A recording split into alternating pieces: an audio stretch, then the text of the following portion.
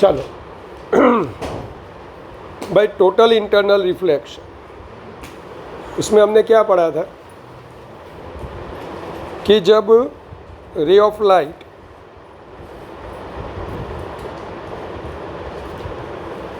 Denser में से अगर रेरर में जाता है तो मैंने क्या लिखा था, शिफ्ट्स अवे फ्रॉम नॉर्मल। लेकिन यहाँ पे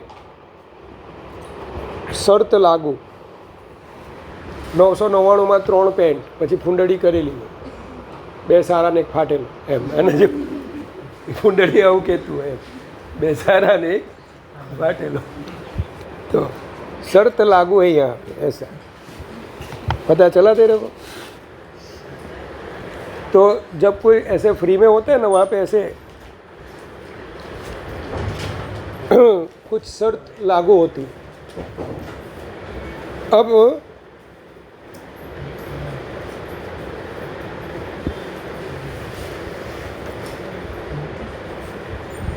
समझ लो, ये नीचे हमारा डेंसर मीडियम है,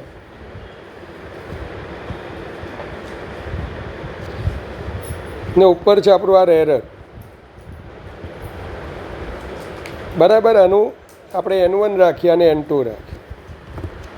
હવે એક ડેન્સર એટલે ગુજરાતીવાળા ઘટ, રેરર એટલે પાતળું।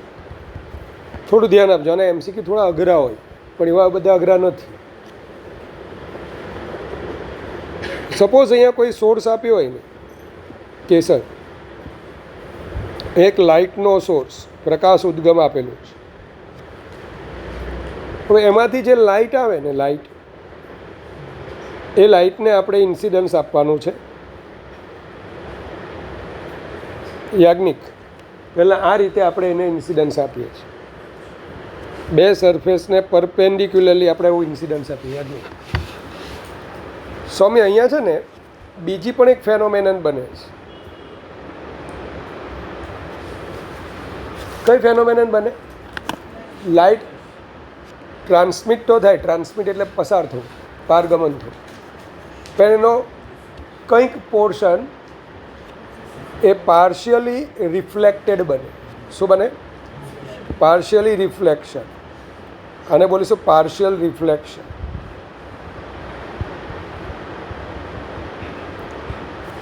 જૂના PMTમાં છે ને આ એક વખત ક્વેશ્ચન આવે કે સપોઝ કરો કંઈ પણ મીડિયમ હોય, આ ગ્લાસ હોય, અહીંયા એર હોય, અને રે ઓફ લાઇટ ક્યાં તો ગ્લાસમાંથી એરમાં, ક્યાં એરમાંથી ગ્લાસમાં, પણ જો પરપેન્ડિક્યુલર ઇન્સિડન્સ થાય ને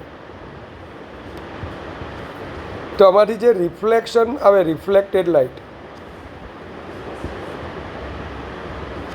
એની ઇન્ટેન્સિટી એટલે તીવ્રતા કેટલી હશે, તો એનું એક ઇક્વેશન આવે, intensity of reflected light IR I0 N2 minus N1 upon N2 plus N1 whole square. मतलब क्या होगा, अगर इसकी इंटेंसिटी 100% है ना, बाकी का तो आपने पढ़ा हुआ है, लेकिन जो मेन है वो आपने अभी तक पढ़ा हुआ नहीं है, वो आज मैं आपको समझा रहा हूँ। अगर रे ऑफ लाइट यहाँ पे आपने इंसिडेंस करवाया, उसकी इंटेंसिटी कितनी है? 100%। अगर यहाँ पे ग्लास होगा, ग्लास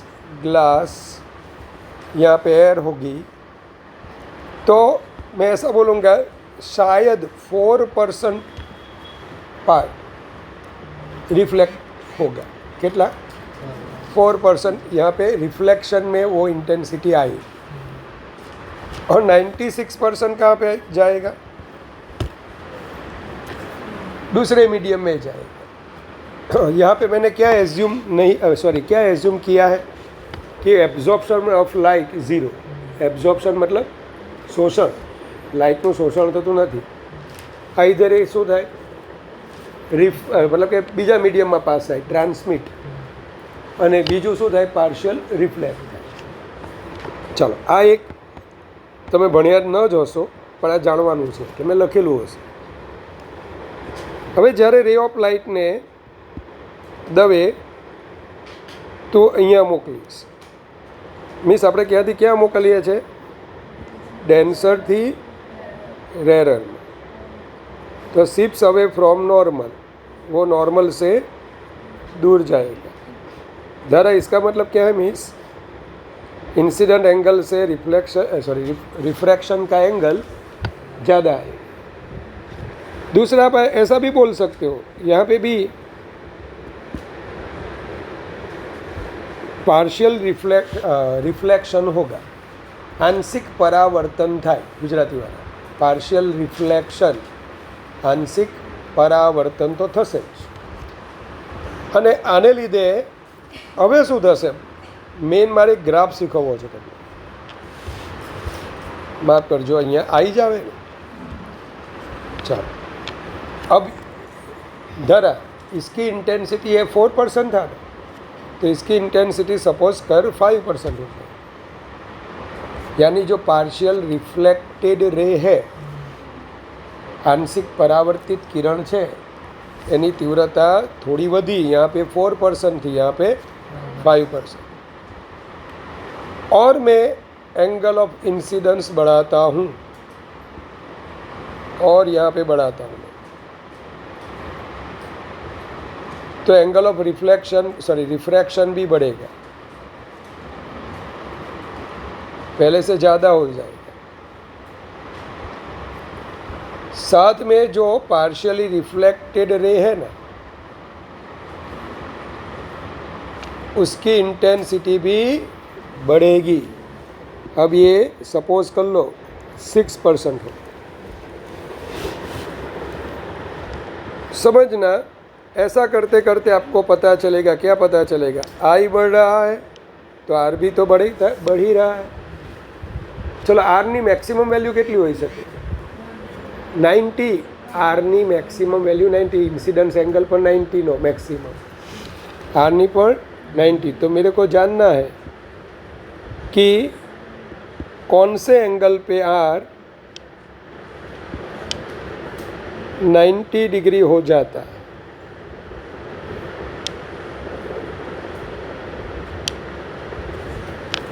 कौन से वाले एंगल पे आर वो 90 डिग्री हो जाता है? वो जिस एंगल पे होगा ना, मीन्स उसे मैं IC या फिर C लिखूँगा. इस बार भी यहाँ पे दो घटनाएं बनती है. पार्शियल रिफ्लेक्शन तो होगा ही होगा, लेकिन ये जो पार्शियल रिफ्लेक्टेड रे है ना, उसकी इंटेंसिटी ये सभी से ज़्यादा होगी. ये 5%, 6%, 8% घर के आंकड़े हैं. हाँ, ये घर के नंबर हैं. ये मैं ये समझाना चाहता हूँ, जैसे जैसे एंगल बढ़ता है ना, तो पार्शियली रिफ्लेक्टेड रे की इंटेंसिटी भी बढ़ती है. लेकिन अभी भी वो मेन इंटेंसिटी कहाँ पे है? रिफ्रैक्टेड रे में. वक्रीभूत किरण 92% तीव्रता वाળું છે કે સર? આ વક્રીભૂત કિરણ કહેવાય ના, આંશિક પરાવર્તિત કિરણ કહેવાય. पार्शियली रिफ्लेक्टेड रे, ये रिफ्रैक्टेड रे की इंटेंसिटी अभी आ दिया 92%, ये 8%. अब क्या होगा? अगर मैंने एंगल ऑफ इंसिडेंस बढ़ा दिया तो अब क्या होगा? अब ये वाला होगा कि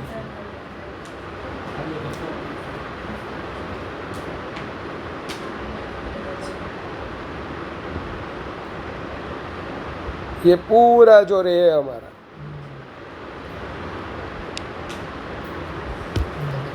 उसी मीडियम में आ जाए. इसकी इंटेंसिटी 100%, तो इसकी भी इंटेंसिटी 100%. और ये प्योरली रिफ्लेक्टेड रे है. इसको हम बोलते हैं पार्शियल रिफ्लेक्टेड रे. इसे हम क्रिटिकल रे भी बोल सकते हैं. गुजराती वाला क्रांति किरण पण कहेवाय. पण हजू ये क्रांति किरण क्रिटिकल रे वो पार्शियली रिफ्लेक्टेड रे ही है. क्योंकि पूरी इंटेंसिटी उसमें नहीं है, यहाँ पे पूरी इंटेंसिटी आ गई। तो मिस द्वारा आपको ये समझ में आया होगा कि अगर आपका angle of incidence I greater than I C होगा तो नो रिफ्रेक्शन, भाई वक्रीभवन થશે નહીં હરી। રે એ જ મીડિયમમાં પાછું આમ આવશે, હા रे यही मीडियम में वापस आए। इसे क्या बोला जाएगा हम?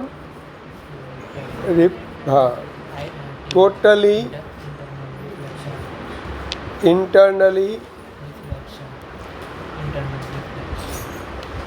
रिफ्लेक्टेड रे, और इस फेनोमेनन को बोलेंगे PIR, पूर्ण आंतरिक परावर्तन। दवे ये जो हमारा यहाँ पे M पॉइंट है ना, अगर तो स्नेल का लॉ यहाँ पे यूज़ करेगी, क्या मिलेगा तेरे को? N2 साइन IC, ये इसका N2 है, N1 साइन 90 यानी 1, हाँ, तो N2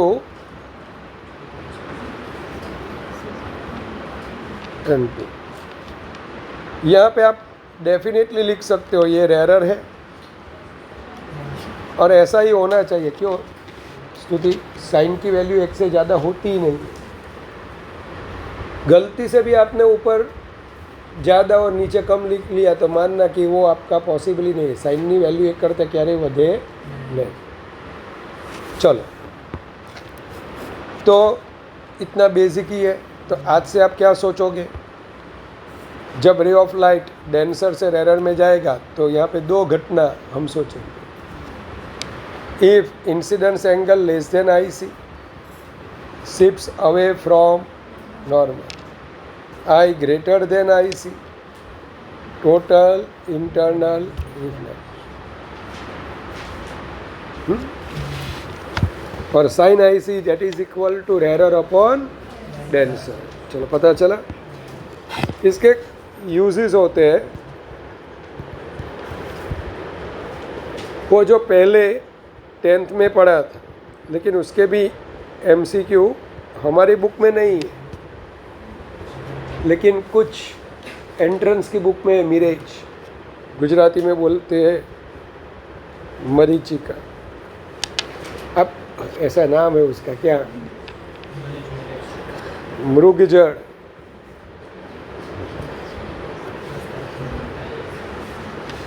वो आपने अभी दोपहर की गर्मी में आप जब बाहर घूमने निकलते हो, हरी, वो जो रास्ता होता है उस पर तेरे को पानी का छिंटकावा जाए नहीं, तुझे पानी फैला हुआ दिखता है, फिर तू आगे जाता है तो वो पानी गायब हो जाता है। वो जो घटनाएं होती है ना बेटा, उसे मिरेज की घटना बोलते हैं। ऐसा क्यों होता है? सपोज करो यहाँ पे कोई आदमी खड़ा है, एक ट्री है, चलो अब शू हो खबर? दोपहर की गर्मी में जब आप ग्राउंड से ऊपर जाते हो ना, तो यहाँ पे एयर हॉट होती है, कोल्ड एयर ऊपर की ओर होती है। नीचे से ऊपर जाना यानी एन का इंक्रीज होना। कोल्ड एयर यानी डेंसर मीडियम, हॉट एयर यानी रेरर मीडियम। अब जब भी कोई ऑब्जर्वर यहाँ पे है धरा, वो ऑब्जर्व करेगा तो उसकी आई में क्या आएगा पता है? इसमें से आता हुआ सीधा रे,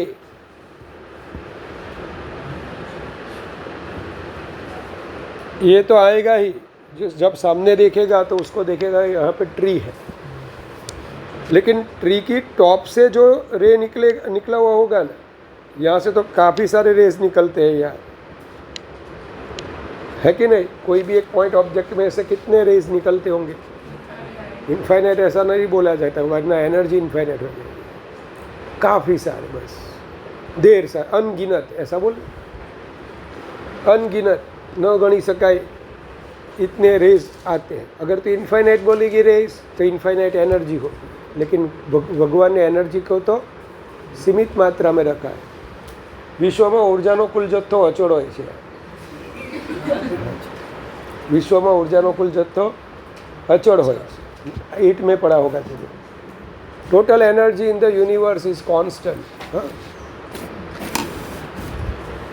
अब क्या होगा, जो रे ग्राउंड की ओर जा रहा है ना, वो कंटिन्यूअसली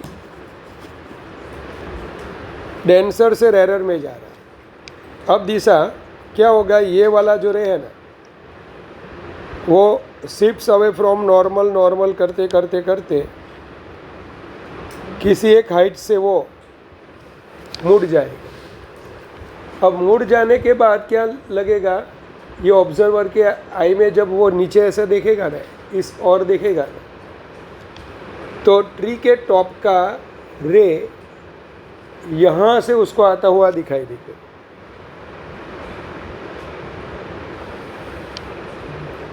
अब उसे, बच्चा तो है नहीं भाई, बड़ा आदमी है, ऐसे कभी कभार वो कुछ तालाब किनारे गया होगा, तालाब किनारे एक पेड़ होगा और पेड़ की परछाई कहाँ पे उसने देखी होगी, तालाब की सतह पे। हाँ, सतह कहवाय, सतह हिंदी में। तो मैंने हिंदी बोलवा दे दोस्त।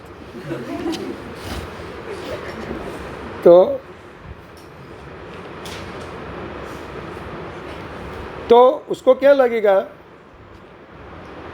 कि ये पेड़ के बराबर बाजू में क्या है, कुछ तालाब जैसा होगा और उसमें इसका इमेज बन रहा होगा। किसका? पेड़ का। जब वो वहाँ पे जाएगा तो उसे ऐसा कुछ दिखाई देगा नहीं। बस ये जो हमें आभासी जल होने की जो अनुभूति होती है, आभासी जल, मृग जल, कि जिसमें कोई ना कोई ऑब्जेक्ट का इमेज हमें दिखाई देता है। આપણે શું વિચારી શકીએ કે ભાઈ આનું જમીનમાં થોડું ઝાડ ઘૂસી જાય, તો આપણે આવું વિચારી શકીએ કે ભાઈ જમીનની, मतलब કે આ જે ઝાડ છે એની બાજુમાં પાણી હશે અને પાણીમાં એની इमेज बनेगी। समझा? तो इस वजह से गुजराती में उसे मृगजल की, मृग जलनी घटना कहवाय, और हिंदी में उसे मृगजल बोलना जाता है, या मिरेज इंग्लिश में बोला जाता है। सेम टू सेम, अगर आप कोई डेजर्ट, भाई रण में गया हो, कच्छનું રણ જોઈ લો, જોતી है ने कि मज़ा नहीं आया, तो आप दूर होराइजन पे अगर आप देखोगे ना, तो वहाँ पे आपको दरिया दिखाई देगा। वैसे कोई दरिया वहाँ पे होता नहीं है। वहाँ पे क्या होता है, जो बादल होते हैं ना, बादल और स्काई, उसमें से आते हुए जो रेज होते हैं कंटिन्यूअसली ग्राउंड की ओर जाते हैं। फिर क्या होते हैं, कंटिन्यूअसली ग्राउंड से कुछ हाइट से वो ऐसे मुड़ जाते हैं। हमारा ऑब्जर्वर जब ये देखता है तो उसको क्या, बादल की परछाई कहाँ पे दिखेगी? अरे होराइजन पे, क्षितिज पे दिखेगी। अब वो कभी ना कभी तो समंदर किनारे गया होगा, उसने वहाँ पे देखा होगा ये पानी, स्काई, और उसको क्या अनुभूति हुई होगी? पानी ब्लू है, पानी ब्लू नहीं है वो, हाँ, आकाश की उसमें क्या होती है, स्काई की उसमें इमेज बनती है। तो यहाँ पे भी वो ऐसा बोल सोचेगा कि दूर कहीं दरिया है और वहाँ पे आकाश की वहाँ पे परछाई बन रही है, लेकिन ऐसा होता नहीं है। चलता आ एक છે ને જરાક જોઈ લેજો, અમીરે જ વાળું। એના પછી પેલા કંઈક પ્રિઝમ વિઝમ ના આપેલા હતા, પણ આટલા એક્ઝામ્પલ તમે સ્કૂલમાં ભણ્યા હશો। આઇસોસેલસ, right angle prism, समद्विबाजु Katkon prism. अरे भाई गलत ड्राइंग किया है मैंने। याज्ञनिक, जब आप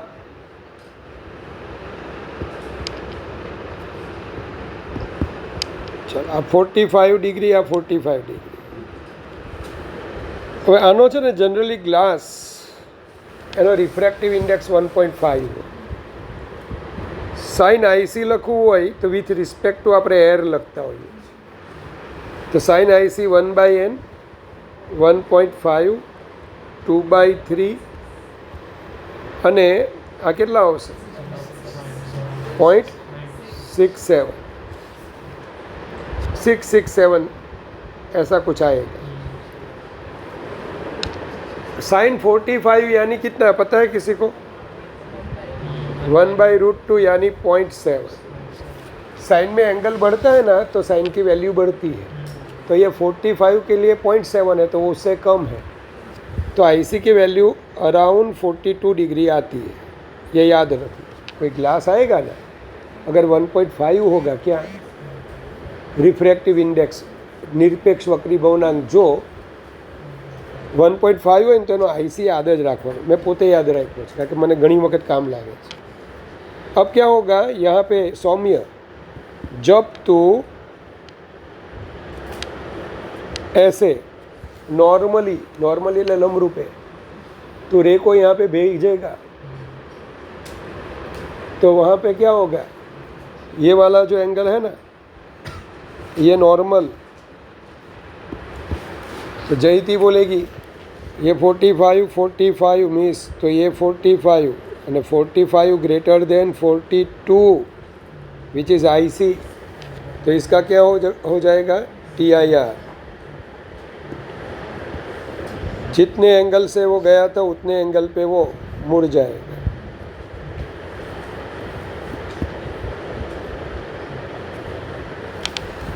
चलो इसका यूज़ कहाँ पे हो सकता है? तो ऐसा प्रिज्म हम अगर बनाते हैं, हम लेते हैं, बनाते तो नहीं लेते हैं, तो कोई ऑब्जेक्ट में से आते हुए जो रेज है ना उसको हम 90 डिग्री मोड़ सकते हैं। यानी भक्ति मैं ये बोल रहा हूँ ये जो AB है ना AB ऑब्जेक्ट उसका इमेज आप यहाँ पे ऐसे देख सकते हो। पेरिस्कोप કરીને પહેલાં સબમરીનમાં આવો, આમ બહાર રાખે, દુશ્મનને જોઈ લે કે ભાઈ અહીંયા છે। હા હવે તો બધું કેમેરાથી જ જુએ, તો પહેલાં આવી રીતના જોતા કેલિડોસ્કોપમાં પણ કેલિડોસ્કોપમાં તો પેરિસ્કોપ એ ટ્રાયંગલ પ્રિઝમવાળો એમાં આપણે એમ જોઈએ ને બધું અલગ અલગ શેપ દેખાય હશે। જે કોઈ સ્કોપ છે ભાઈ છોડ નથી। હવે બીજો ભાઈ આ જે પ્રિઝમ હોય ને જો એને તમે આ રીતે રાખ્યું હોય રે ઓફ લાઇટનું ઇન્સિડન્સ તમે આ રીતે આપ્યું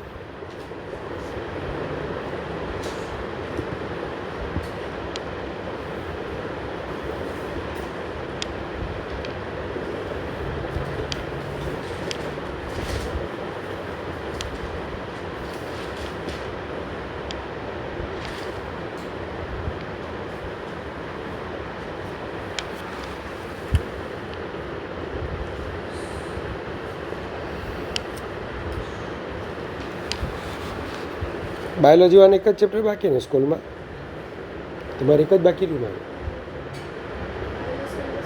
नहीं नहीं फिजिक्स में हमारे केमिस्ट्री में બધું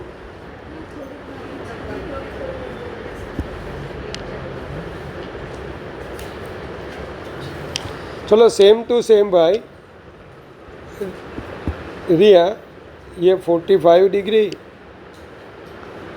तो यहाँ पे भी ये 45 बनेगा, ये 90 डिग्री क्या होगा TIR। क्योंकि 45 इज़ ग्रेटर देन 42। चलो अब यहाँ पे आएगा वो, यहाँ पे भी आप नॉर्मल ड्रॉ करोगे,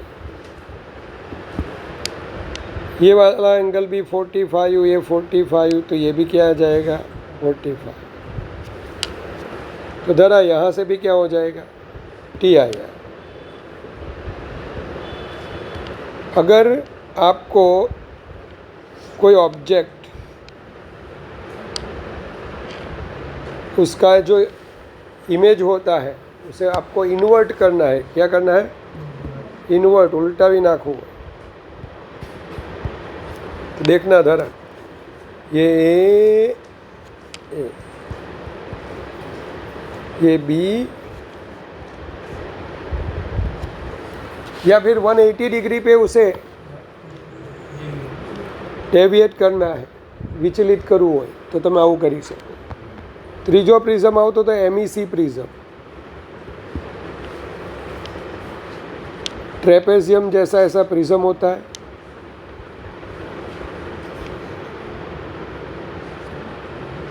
जब आप रे ऑफ लाइट को ऐसे इंसिडेंस करवाते हो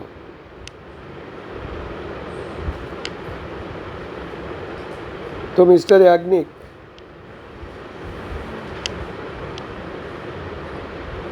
अब यहाँ पे TIR होता है और TIR होने के बाद में और फिर वापस वो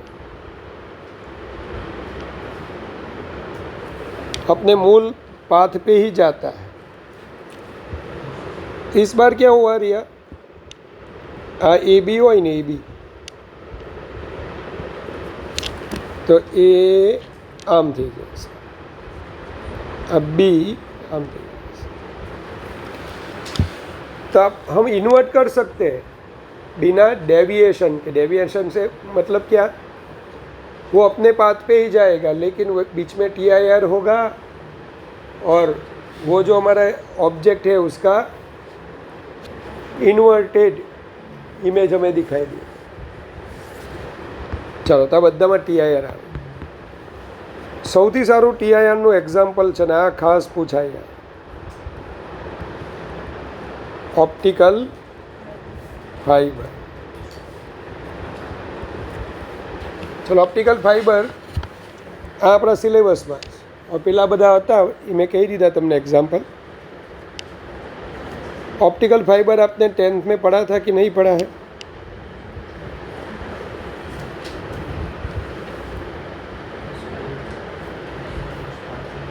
चलो ऑप्टिकल फाइबर या फिर इसे बोला जाता है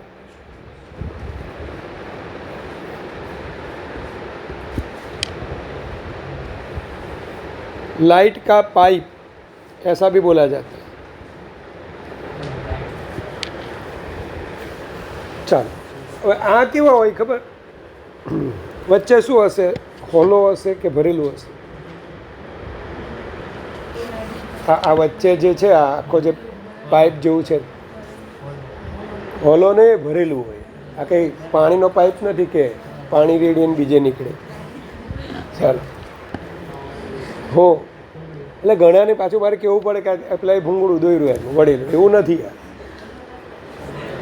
हमारे हेर जितना थिक हमारे एरिया नहीं, पेला कूतराना हेर हो ने एटलो जाड़ो आवे, आपड़ा हेर जेवुं नहीं, आपड़ा पातळा हेर कहेवाय।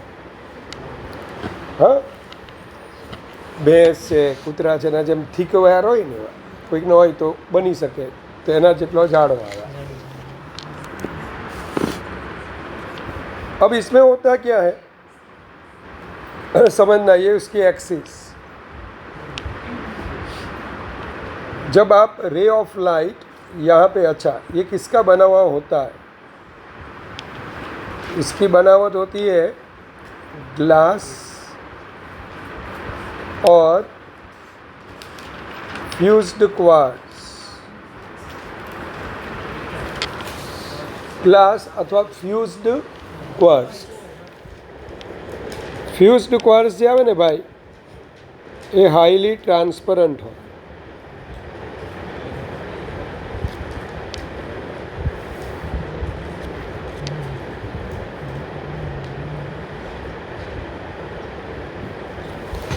નોર્મલ જે ગ્લાસ હોય ને સૌમ્ય, નોર્મલ ગ્લાસમાંથી જ્યારે રે પાસ થતું હોય ને તો એમાં એ એબ્ઝોર્બ થાય અને ઓછી ઇન્ટેન્સિટી એમાંથી ટ્રાન્સમિટ એટલે પસાર થાય.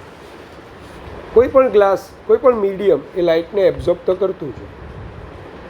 આની અંદર શું હોય, એનો એબ્ઝોર્પ્શન પાવર હાવ ઓછો હોય, મતલબ કે લાઇટનું એ એબ્ઝોર્બ કરે નહીં, શોષણ કરે નહીં. હવે જ્યારે તમે રે ઓફ લાઇટને, કોણ વાત કર્યા કરતું છે?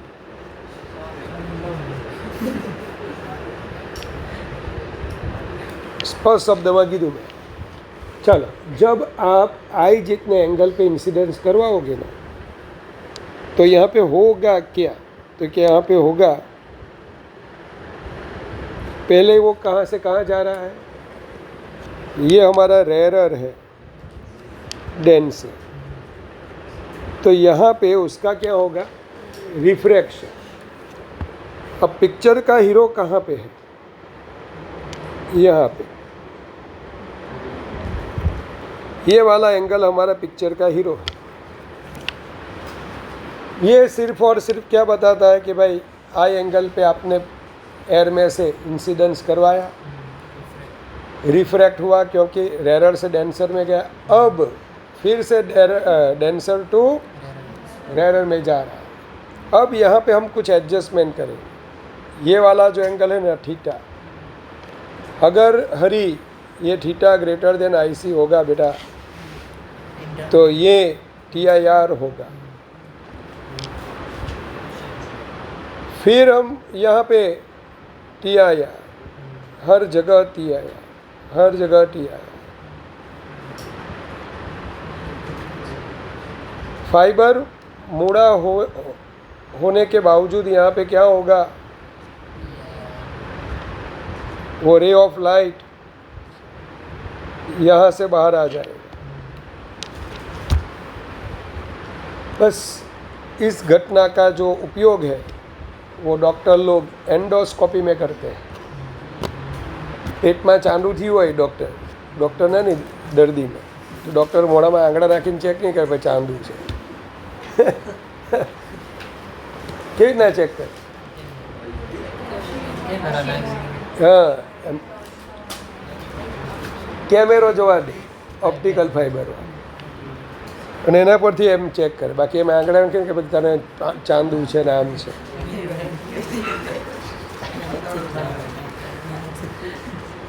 બસ આ બંધ કરે હેલિકોપ્ટર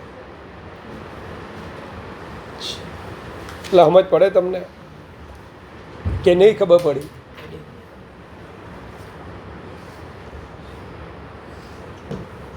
ચાલો, તો એન્ડોસ્કોપીમાંનો યુઝ થાય. બીજું, આપણા ઘરે જે ભાઈ ઇન્ટરનેટ આવતું હોય, ગીગા ફાઇબર આપણે બોલીએ, ઓપ્ટિકલ ફાઇબર, તો એ ઓપ્ટિકલ ફાઇબર કમ્યુનિકેશનમાં જે ડેટા આપણે નેટના રિસીવ કરતા હોઈએ ને એ ઓપ્ટિકલ સિગ્નલના ફોર્મેટ હોય. અને એ બધું કેમ હોય તો પહેલાં આવતું મસ્ત ભણાવતો, પણ એ બધું જે સારું ભણાવતો ને તે બધું નીકળી ગયું.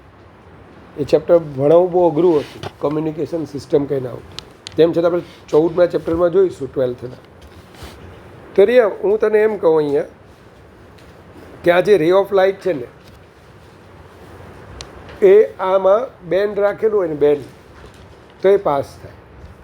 હવે આ ફેનોમેનન થવા માટેની કેટલીક કન્ડિશન છે ને એના પર બેઝડ બધા પ્રોબ્લેમ્સ. પહેલાંમાં પહેલું, સપોઝ કરો કે અહીંયા કોઈ ઇમ્પ્યુરિટી આવી ગઈ, ટ્રાન્સપરન્ટ ઇમ્પ્યુરિટી આવી ગઈ,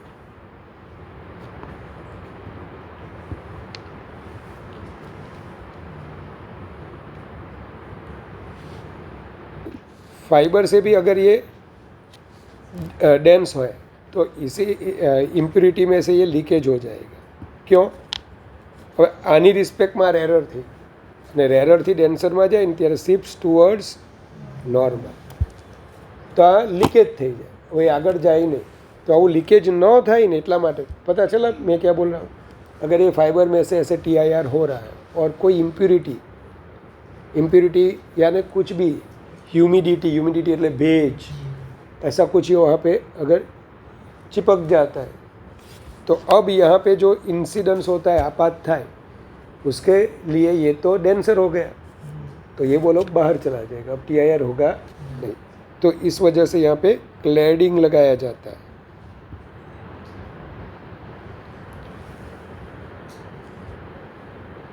શું લગાવવામાં આવે અહીંયા ભાઈ? ऐसे क्लैडिंग लगाया जाता है।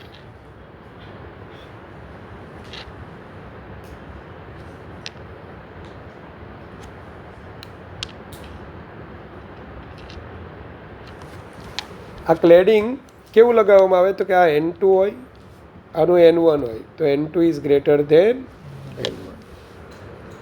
હવે આ ઓલવેઝ ડેન્સર, આ રેરર, અને હવે કોઈ પણ ઇમ્પ્યુરિટી આવે ને ધારા તો એ ઇફેક્ટ ન કરે, કારણ કે TIR અહીંયા નથી થતું अंदर। अब दूसरा, मैंने आपको ऐसा पढ़ाया कि हमारा ऑप्टिकल फाइबर है,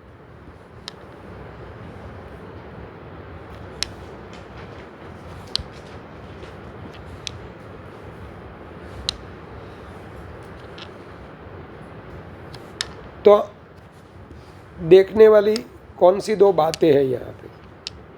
तो पहला तो ये रे ऑफ लाइट कहाँ पे जाएगा, कहाँ से कहाँ पे जाएगा? एयर में से फाइबर में। सपोज इसे मैं 1 ले लेता हूँ, इसका रिफ्रैक्टिव इंडेक्स ले लेता हूँ एयर, ये है हमारा एयर, ये हमारा फाइबर। अब यहाँ पे ये हो गया R और ये थीटा। TIR होने की कंडीशन क्या है? थीटा ग्रेटर देन होता है IC, theta greater than IC ऐसा होना चाहिए। अब थीटा यानी क्या पता है ना आपको? ये 90 डिग्री है, ये R है, तो थीटा यानी 90 माइनस R। समझ પડે? અલા ભાઈ આ 90 ડિગ્રી, તો આ બેનો એડિશન 90 થવું જોઈએ કે નહીં? સારું, तो 90 minus R greater than IC। अब दवे मैं ये बोल रहा हूँ आपको, अगर 90 minus R greater than IC है, अगर यहाँ पे ये जो I बढ़ेगा ना, I बढ़ेगा, I बढ़ेगा तो R भी बढ़ेगा, I વધે તો R એ વધે, અને R વધે તો 90 माइनस R डिक्रीज થાય। तो TIR होने के लिए R की वैल्यू लेस होनी चाहिए, कोई एक वैल्यू से लेस होनी चाहिए। R को अगर लेस करना है तो I भी क्या होना चाहिए? लेस होना चाहिए। तो I की वैल्यू कुछ एक वैल्यू से ज़्यादा होनी चाहिए नहीं, क्योंकि अगर I बढ़ेगा तो R भी बढ़ेगा, तो थीटा यानी कि 90 माइनस R कम होगा, और ये 90 minus R less than IC हो जाता है, तो क्या होता है? TIR नहीं होगा, वो बाहर चला जाएगा। बड़ी बीजू આપણે એમ કહે તો ચાલે કે નહીં કે sine IC that is equal to 1/n। अगर IC अगर हम लेस बना देते तो चलेगा? समझाऊँ તમને। IC सपोज 35 डिग्री, तो પછી I ग्रेटर देन 35 હોય તો જ હા TIR થાય। ચલો હવે I ની રેન્જ કેટલી? I ક્યાંની વચ્ચે હોય? 0 less than I less than 90। તો આમાં શું થશે ખબર? 0 to 35 હોય ને ભાઈ, તો નોટ TIR, અને 35 થી 90 હોય તો બોલો શું થાય? TIR। કેટલી રેન્જ આવી?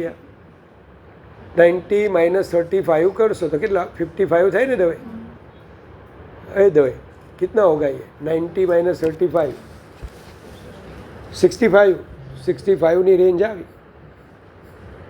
55 કોણ ચલા? હું પહેલાં બરાબર બોલેલો હતો। આરાને ગણિતમાં એ પૂછે મૂકો 55 60 માં આવ્યું, અત્યારે મારું આવ્યું ને, ચાલ મૂકો હશે ભૂલ। लेकिन दवे अगर यहाँ पे ये 20 डिग्री हो गया तो क्या होता है पता है, 0 से 20 तक तेरे को TIR नहीं मिलेगा, लेकिन 20 से 90 पे TIR मिलेगा। चलो ज़्यादा रेंज मिली तो आई कम होगा तो अच्छा रहेगा, अरे सॉरी IC कम रहेगा तो अच्छा रहेगा। अब IC को मेरे को कम करना है, IC ने मारे ओछું કરવું હોય तो N बोलो केवो રાખવો પડે, हाई। N मेरे को क्या बनाना पड़ेगा, हाई। तो एक काम करते हैं, देखते हैं N कितना हाई बना सकते हैं। तो ये वाला रट्टा मारना है आपको, रट्टा यानी હું સમજાવું છું પછી એને યાદ રાખવાનું છે। તો જસવંત મિત્ર, અહીંયા આપણે આ તને ફાઈબર આપ્યું ભાઈ, બહાર કોણ છે તો કે એર,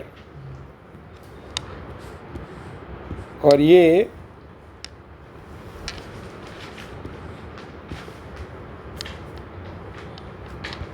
एंगल ऑफ इंसिडेंस सौम्य, आ तारे थीटा थीटा अने आ छे मोटा। तो हूँ तने एम कहेवा मागुं छुं, आ थीटा इज इक्वल टू शू आवे 90 माइनस। हवे आरनी वेल्यू अमुक वेल्यू करता लेस होवी जोईए एवं मैं कीधुं, अथवा आईनी वेल्यू अमुक वेल्यू करता लेस। तो एक काम करे चाले कि आईनी मैक्सिमम वेल्यू केटली आवे, आईनी मैक्सिमम वेल्यू केटली आवे। तो हूँ एक काम करूँ छुं, एक आई मैक्सिमम हूँ 90 डिग्री ले लो। मीन्स हवे अहींया छे ने तू स्नेलनो लो यूज़ कर, बहार तो एयर छे एयर, तो 1 इंटू साइन आई, हाँ n into sine r, 1 into sine 90। चलो जो आई मैक्सिमम थाय ने मीस तो आर पण शुं थाय, चल तो हूँ आरनी मैक्सिमम वेल्यू लई लઉં છું, આનાથી આર વધવાનો નથી। आई 90 વખતે જે આર આવે ને તે જ મેક્સિમમ હોય, આવું મેં ભણાવેલું। Sine R maximum that is equal to क्या आएगा 1/। चलो अब यहाँ पे आ जाओ, 4 TIR 90 minus sorry theta greater than IC, 90 minus r greater than IC। एक काम करते हैं धारा, दोनों साइड में साइन ले लेता हूँ। मीस अगर बाहर हवा है तो साइन IC क्या मिलेगा आपको 1/n, ये कॉस आर। अब कॉस आर क्या आएगा, ए बायोलॉजी वालों खुजलाना मत, ये आता है आपको, हाँ अरे हाँ चलो 1 माइनस साइन स्क्वायर आर। अब साइन स्क्वायर आर क्या आया, वो मैक्सिमम ले लेता हूँ, 1/n square, 1 greater than 1/n square plus 1/n square, तो n square greater than 2, n greater than 2।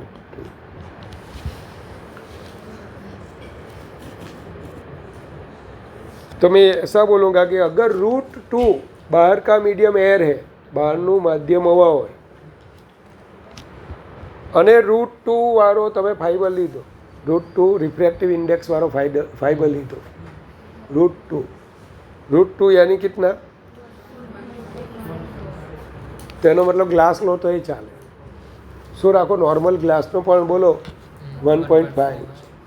અને હવે છે ને આખું આમ ગ્લાસનો ફાઈબર લીધો અને અંદર રહીને તમે इंसिडेंस कराओ ना सीधी जाओ, तो वो हर बार यहाँ से क्या करेगा, TIR ही करेगा, वो अब बाहर निकलेगा ही नहीं, वो बाहर निकलेगा ही नहीं, उसको TIR होना ही पड़ेगा। किस कंडीशन के लिए, मीन्स अगर बाहर का मीडियम एयर है और फाइबर का रिफ्रैक्टिव इंडेक्स √2 से ज़्यादा है, तो फाइबर में घुसा हुआ कोई भी एंगल पे, अब आई कोई भी ले लो, 0 से आप 90 डिग्री पे कोई भी एंगल ले लो, फाइबर में जाता हुआ हर एक रे वहाँ पे TIR परफॉर्म करेगा, TIR ही परफॉर्म करेगा। पता चला आपको? तो આવું બધું TIRમાં આવે। ચલો તો TIRની આખી થિયરી મારી પૂરી થઈ ગઈ। હવે છે ને ભાઈ પેલા અમુક દાખલા છે 12 વાળા નહીં બનાવેલા છે, આજે પૂરું થઈ જાય તો સારું। નહીંતર છે ને શુક્રવારે તમે સોરી તમારે મોક નથી ને, તો જો આજે જો થઈ જાય તો મોકલી આપું છું. એક એસાઇનમેન્ટ જેવું છે, ટ્રાય કરજો. એટલે તમને ન આવડે ને એમાં મેં પીવાયક્યુ મૂકી દીધા છે. હવે આ વખતે 12નું આપણે પીવાયક્યુ દર રવિવાર લઈ લેવાનું છે. આપણા દિવસ એક વધી જશે એવું લાગે છે. તો આપણે નીટની તૈયારી ચાલુ જ કરી દેવાની. આપણે 12મું ચાલુ નથી કરવાનું, નીટની તૈયારી. જ્યાં જરૂર પડે ત્યાં રાત્રે હું અહીંયા બેઠેલો. મારે ખાલી 15-20 દિવસ જ પ્રોબ્લેમ છે કોને 12મા વાળા.